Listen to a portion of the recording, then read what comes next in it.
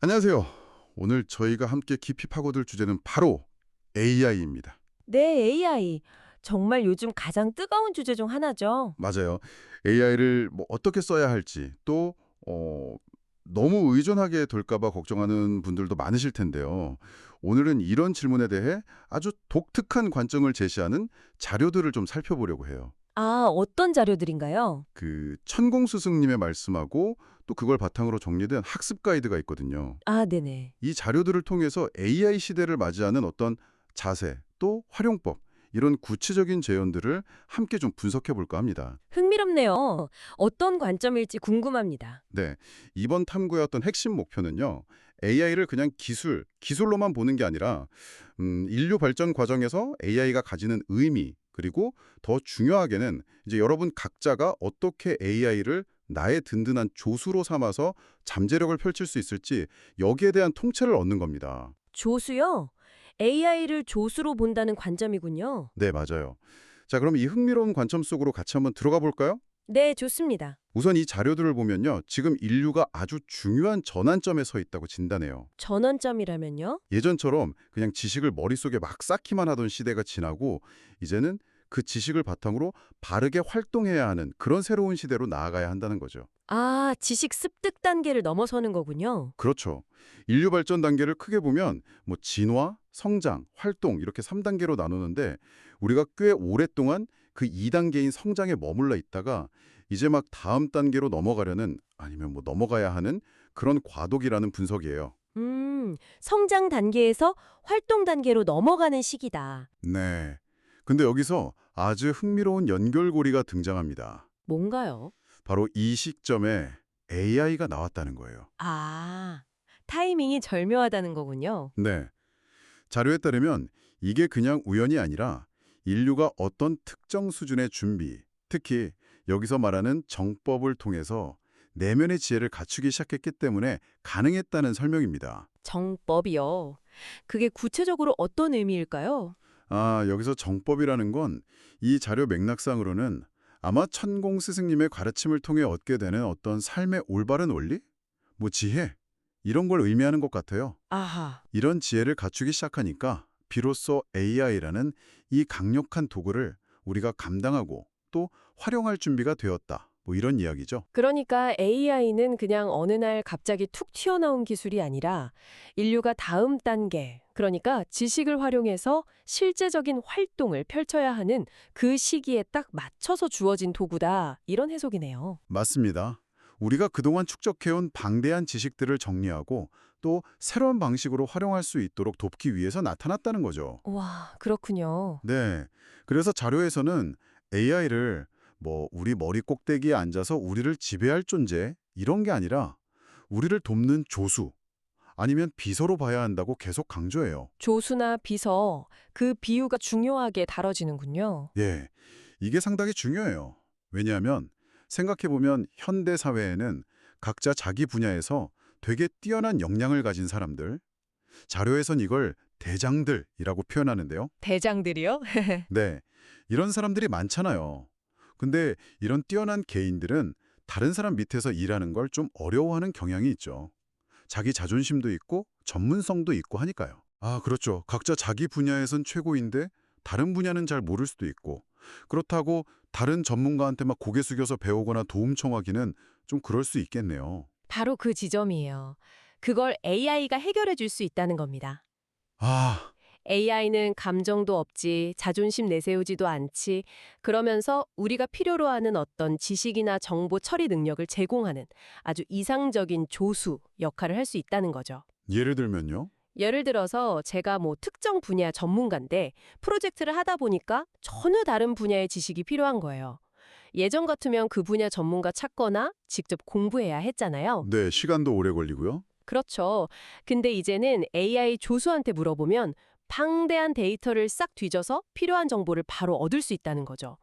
이렇게 각자의 역량을 최대한 발휘하도록 돕는 존재, 이게 바로 AI라는 설명입니다. 와, 조수라는 비유가 훨씬 더 와닿는데요.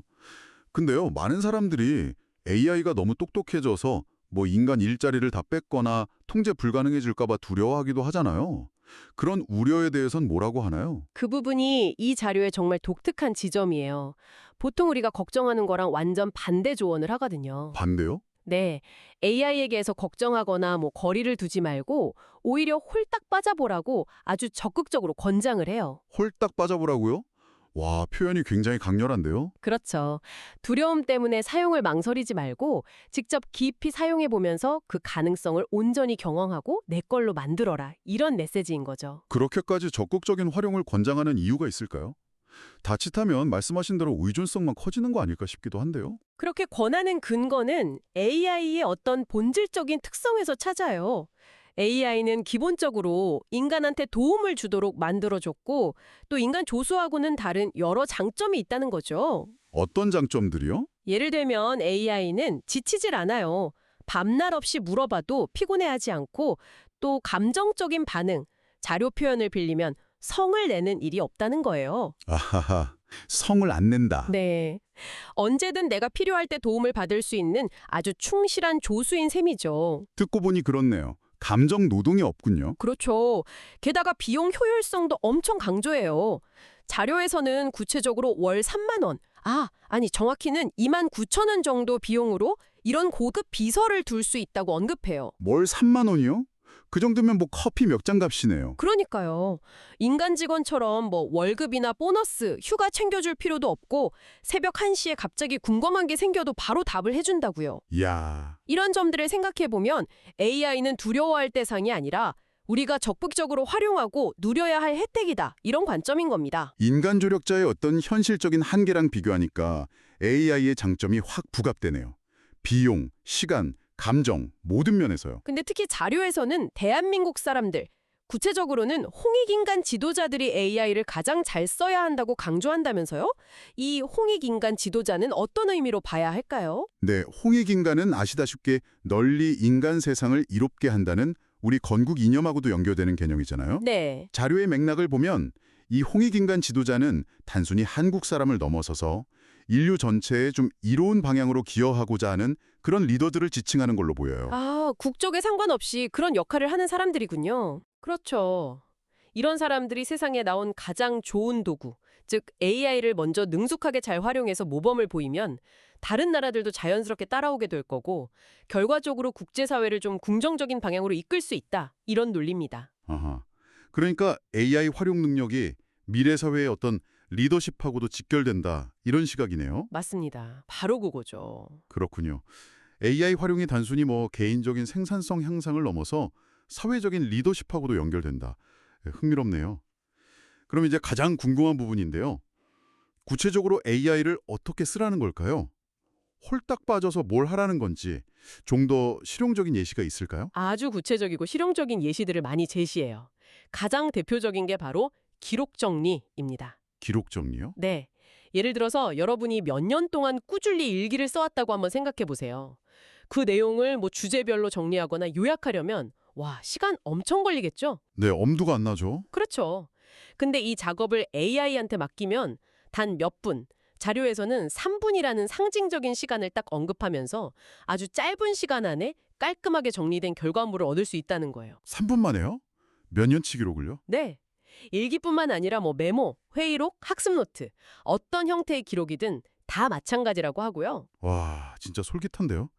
저도 막 여기저기 흩어져 있는 메모 되게 많은데 그걸 AI가 정리해준다면 진짜 유용할 것 같아요. 그렇죠. 특히 자료에서는 정법 가족, 그러니까 스승님의 가르침을 따르는 분들한테는 자신의 삶의 변화 과정을 기록하고 이걸 AI로 정리해서 하나의 작품으로 만들라고 구체적으로 제안해요. 작품이요?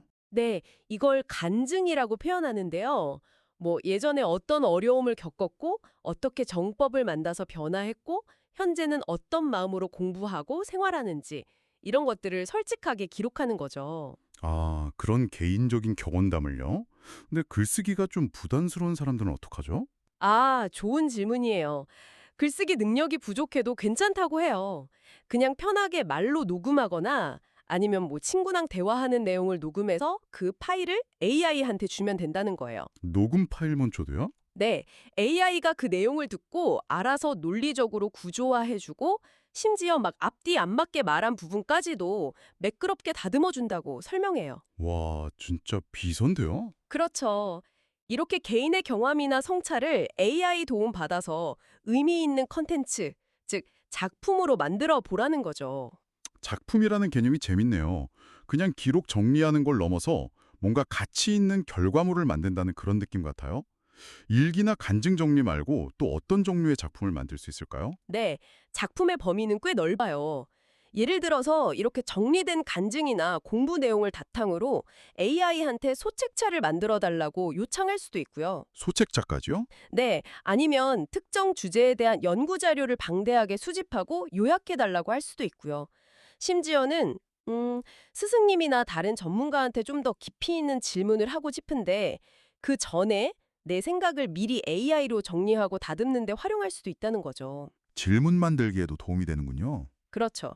중요한 건 결과물을 당장 팔거나 어디 발표하려는 목적보다는 AI랑 같이 이런 작품을 자꾸 만들어 보는 그 과정 자체를 즐기고 익숙해지는 거, 이게 중요하다고 강조해요. 이 부분이 청취자 여러분께도 좀 직접적으로 적용해 볼 수 있는 지점일 것 같네요. 여러분이 쌓아둔 메모나 학습 노트, 아니면 개인적인 생각들, 이런 것들을 AI를 활용해서 어떻게 더 체계적이고 의미 있는 형태로 만들 수 있을지 한번 상상해 보시면 좋겠습니다. 맞아요. 그리고 AI는 단순히 내가 가진 정보만 정리해 주는 걸 넘어서서 내가 잘 모르는 분야의 지식까지 통합해서 제공해 줄 수도 있어요. 아, 그건 어떤 식이죠? 자료에서는 내가 한 분야의 전문가로서 연구를 하는데 관련된 다른 분야 지식이 필요하면 AI한테 물어보라고 조언하거든요. 그러면 AI가 전 세계 지식을 막 검색하고 종합해서 내 연구에 딱 필요한 형태로 맞춤 제공을 해줄 수 있다는 거죠. 와, 그럼 진짜 지식의 경계를 막 넘나들면서 융합적인 사고를 할 수 있게 돕는 거네요. 네, 강력한 도구가 되는 셈이죠. AI를 활용해서 작품을 만드는 게 단순히 개인 기록 정리를 넘어서 어떤 지식 창조 과정으로까지 이어질 수 있다. 이런 이야기군요. 근데 자료에서는 AI 활용의 또 다른 중요한 의미로 이름 남기기를 이야기한다고요? 이건 또 무슨 의미일까요? 네, 그 유명한 속담 있잖아요. 호랑이는 죽어서 가죽을 남기고 사람은 죽어서 이름을 남긴다. 네네. 이걸 인용하면서 현대사회에서 이름을 남기는 방식이 좀 달라졌다고 설명해요. 예전에는 책을 쓰거나 엄청 큰 업적을 세워야 이름이 남았지만 이제는 AI와 인터넷이라는 도구를 통해서 자신의 생각이나 활동을 기록하고 공유하는 것, 그 자체가 중요한 이름 남기기 활동이 된다는 겁니다. 아, 디지털 시대의 유산 만들기 그런 거네요. 정확합니다. 바로 그거요. AI 도움받아서 잘 정리된 여러분의 생각, 꾸준히 만들어온 작품, 아니면 온라인상에서의 통찰력 있는 활동들, 이런 것들이 그냥 데이터 조각이 아니라 여러분이 어떤 사람인지를 보여주는 고유한 디지털 흔적이자 유산이 된다는 의미죠. 단순히 유명해지는 거랑은 좀 다른 차원이네요. 네, 달라요. 후대 여러분의 생각이나 기여를 전달하고 여러분이라는 존재를 증명하는 방식이 될 수 있다는 거죠. 자료에 따르면 AI는 그냥 기록만 남기는 게 아니라 이 사람은 어떤 사람이다라는 평가까지 정리해서 남길 수 있다고 해요. 와, 평가까지요? 흥미로운 관점이네요. 근데 반대로 생각하면 온라인에서 그냥 생각 없이 남긴 글이나 활동들도 나의 이름으로 기록될 수 있다는 약간 경고처럼 들리기도 하는데요. 맞습니다. 자료에서도 딱 그 점을 지적해요. 인터넷 공간에서 긍정적이고 건설적인 활동을 하면 좋은 이름이 남겠지만 반대로 비생산적이거나 부정적인 활동을 하면 괴상한 놈 같은 안 좋은 이름으로 기록될 수도 있다고 경고합니다. 무서운데요? 그렇죠. 결국 디지털 시대에는 의식적으로 자신의 생각과 활동을 잘 관리하고 기록으로 남기려는 노력이 필요하다, 이런 메시지죠. 책을 쓰거나 의미 있는 온라인 활동을 하지 않으면 정말 이름 없이 사라질 수도 있는 시대라는 거예요. 이 관점에서 여러분은 어떤 디지털 흔적, 어떤 이름을 남기고 싶으신가요? 한 번쯤 진지하게 고민해 볼 만한 질문인 것 같습니다. 네, 그렇죠. AI 활용의 단순한 생산성 도구를 넘어서 자기 브랜딩이라 레거시 구축하고도 연결되는군요. 마지막으로 자료에서 신패러다임의 새로운 공부라는 개념을 제시한다고요. 이건 어떤 내용인가요? 네, AI 시대에 필요한 어떤 학습 방식의 근본적인 변화를 이야기하는 부분이에요. 기존의 공부 방식이 주로 지식을 막 암기하고 습득하는 데 초점을 맞췄다면 이제는 그런 방식에서 벗어나야 한다는 거죠. 왜죠? 왜냐하면 단순한 지식 암기나 정보 검색은 이제 AI가 훨씬 더 잘할 수 있으니까요. 인간이 따라가기 힘들죠. 아, 그렇겠네요. 그럼 인간은 뭘 해야 할까요? 인간은 자신만이 가진 어떤 고유한 소질, 잠재력, 그리고 자료에서 계속 강조하는 정법을 통한 지혜, 이런 걸 바탕으로 나아가야 한다고 말해요. 지혜요? 네, 부족한 지식은 AI라는 훌륭한 조수한테 맡기고 인간은 그 지식을 어떻게 융합하고 응용해서 새로운 가치를 만들어낼 것인가, 여기에 집중해야 한다는 겁니다. 아, 그러니까 정보를 그냥 소비하는 존재에서 정보를 활용해서 가치를 창조하는 존재로 역할이 바뀌어야 한다. 이런 거군요. 맞아요. AI를 활용해서 정보를 얻고 분석하되 최종적인 판단이나 창의적인 아이디어 발상, 그리고 그걸 실행하는 건 인간의 몫이라는 거죠. 이게 바로 신패러다임의 새로운 공부의 핵심입니다. 지식의 양보다는 지혜나 창의성이 더 중요해지는 시대다. 뭐 이렇게 해석될 수도 있겠네요. 효과적인 학습 방법을 고민하는 분들께는 시사하는 바가 클 것 같습니다. 네, 그렇죠. AI한테 질문하는 능력, 또 AI가 준 정보를 비판적으로 판단하는 능력, 그리고 그걸 바탕으로 새로운 아이디어를 내는 능력, 이런 게 중요해지겠죠. 맞아요. 자료에서는 특히 정법을 공부하는 사람들은 이런 새로운 공부 방식에 더 유리하다고 주장해요.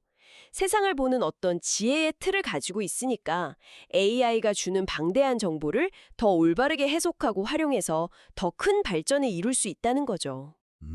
반면에 지식 습득에만 매달리는 사람들은 AI 시대에 오히려 뒤처질 수도 있겠네요. 네, 그렇게 경고하기도 합니다. 오늘 저희는 AI에 대한 상당히 독특하면서도 깊이 있는 관점을 살펴봤습니다. AI를 단순한 기술이나 두려움의 대상이 아니라 인류 발전 단계에서 필연적으로 등장한 도구이자 우리 각자의 잠재력을 극대화시켜줄 수 있는 조수로 바라보는 시각이었죠. 네, 맞아요.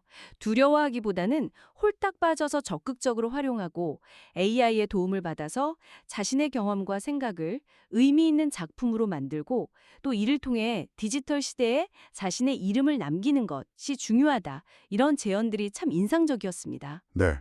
그리고 단순 지식 암기를 넘어선 신패러다임의 새로운 공부가 필요하다는 점도 다시 한번 곱씹어 볼 만하고요. 그렇죠. 결국 이 자료들이 우리한테 던지는 핵심 질문은 이거 아닐까요? AI라는 강력한 도구가 주어진 이 시대에 우리는 어떻게 살아가야 하는가?